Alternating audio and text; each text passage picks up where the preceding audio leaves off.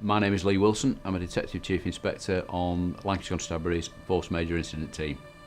I've been asked just to say a few words around my thoughts in respect of knife crime, in respect of an investigation that I recently led, which resulted in the loss of the life of a 16-year-old young man. So firstly, around knife crime, my thoughts, my message would be, and my plea really, to any young person who's considering or actually is currently carrying a knife about their person, stop and think. Ask yourself why you're doing that.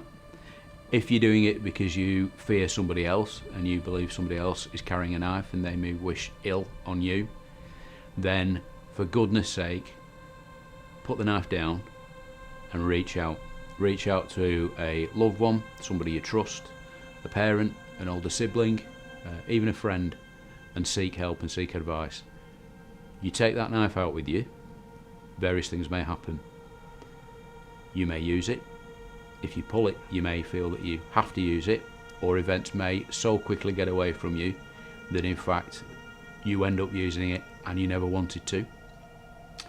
The consequences of that are enormous.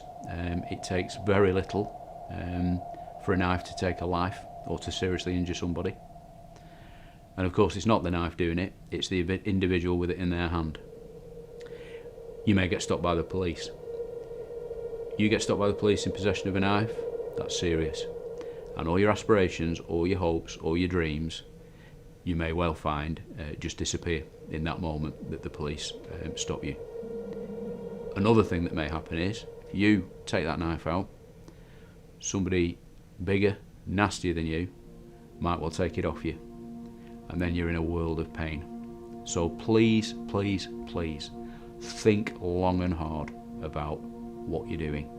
Knives, in those circumstances, in the wrong hands, for the wrong reasons, are very dangerous. Now about the case, 16-year-old boy whose life was taken in Preston Christmas last year. I led that investigation. As part of that, of course, I have to speak to his mother and his father. I've never met two more dignified people in my life, but equally I've never met two people who have been so damaged by the loss of their much cherished and loved son. It's a terrible thing, and it's happened to them. Equally, of course, the son's lost his life, that goes without saying, but they've lost a massive part of their lives. And his brothers, his two younger brothers, who clearly idolised him. The impact of that on them is beyond measure. I was asked on their behalf to read a statement outside court to the press, which I did. I would hope anybody who heard that, it would live in their memory.